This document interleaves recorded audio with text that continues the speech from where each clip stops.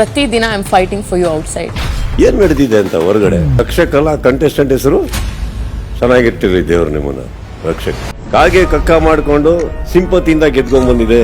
ವಾ ವಿಶಾನಿ. ಕಿಚ್ಚ ಸುದೀಪ್ ಈ ವೀಕೆಂಡ್ ಪಂಚಾಯಿತಿಯಲ್ಲಿ ಹಳೆ ಕಂಟೆಸ್ಟೆಂಟ್ಗಳ ಮೇಲೆ ರೊಚ್ಚಿಗೆದ್ದಿದ್ದಾರೆ. ಯಾಕಂದರೆ ಅವರನ್ನು ಮನೆಗೆ ಕರೆಸಿದ್ದೇನೆ, ಇಲ್ಲಿದ್ದವರನ್ನು ಮೋಟಿವೇಟ್ ಮಾಡಿಬಿಟ್ಟು ಹೋಗಿ ಇಲ್ಲಿರೋರು ಫಿನಾಲೆಗೆ ಹತ್ತಿರದಲ್ಲಿದ್ದಾರೆ, ಸೊ ಅವರಿಗೆ ಸಪೋರ್ಟ್ ಮಾಡಿ ಅವರಿಗೆ ಸಾಧ್ಯ ಆದಷ್ಟು ಧೈರ್ಯ ತುಂಬಿ ಅಂತ. ಆದರೆ ಬಂದವರು ಇಲ್ಲಿದ್ದವ್ರ ಬಗ್ಗೆ ನೆಗೆಟಿವ್ ಮಾತಾಡ್ಕೊಂಡು ಹೋಗಿದ್ರ ಬಗ್ಗೆ ಕಿಚ್ಚಾಗೆ ಕೋಪ ಇದೆ.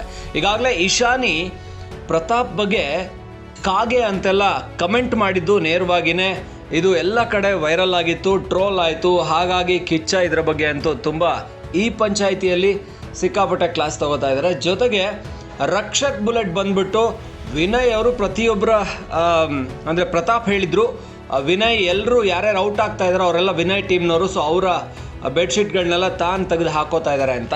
ಸೊ ಅಲ್ಲಿ ಪ್ರತಾಪ್ಗೆ ಒಂದಷ್ಟು ಕಾಟ ಕೊಟ್ಟಿದ್ರು, ಹಾಗೆಯೇ ಚುಚ್ಚಿ ಮಾತಾಡಿದರು, ನನ್ನ ಬೆಡ್ಶೀಟ್ನ ತಂದು ಕೊಡು ಅಂಥೇಳಿ. ಹಾಗೆಯೇ ರಕ್ಷಕ್ ಎಲ್ಲಿ ಹೋದರೂ ಕೂಡ ಬಿಗ್ ಬಾಸ್ ಬಗ್ಗೆ ನೆಗೆಟಿವ್ ಆಗಿ ಕೂಡ ಮಾತಾಡಿದ್ದಾರೆ ಹೊರಗಡೆ. ಇದೆಲ್ಲವನ್ನು ಕನ್ಸಿಡರ್ ಮಾಡ್ಕೊಂಡು ಬಹುಶಃ ಕಿಚ್ಚ ಸುದೀಪ ಈ ವೀಕೆಂಡ್ ಪಂಚಾಯಿತಿಲಿ ಹೊರಗಡೆಯಿಂದ ಬಂದಿದ್ದವರಿಗೆ ಫುಲ್ ಕ್ಲಾಸ್ ತಗೋತಾರೆ ಅಂತ ಅನಿಸುತ್ತೆ.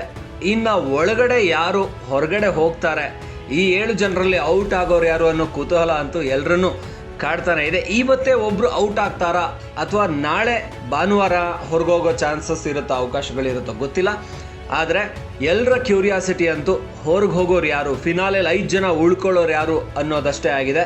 ಜೊತೆಗೆ ಹೊರಗಡೆಯಿಂದ ಅಂತೂ ಬಂದವ್ರ ಬಗ್ಗೆ, ಅದರಲ್ಲೂ ಇಶಾನಿ ಹಾಗೆಯೇ ರಕ್ಷಕ್ ಬಗ್ಗೆ ತುಂಬ ಟ್ರೋಲ್ ಆಗ್ತಾ ಇತ್ತು. ಒಳಗಡೆ ಬಂದ್ಬಿಟ್ಟು ಬೇಕಾಬಿಟ್ಟು ಮಾತಾಡಿ ಹೋದ್ರು ಅಂತ. ಅದಕ್ಕೆ ಕಿಚ್ಚ ಸುದೀಪ್ ಸರಿಯಾಗಿ ಕ್ಲಾಸ್ ತೊಗೊಂಡಿದ್ದಾರೆ ಅನ್ನೋದಂತೂ ಇಲ್ಲಿ ಕಾಣಿಸ್ತಾ ಇದೆ.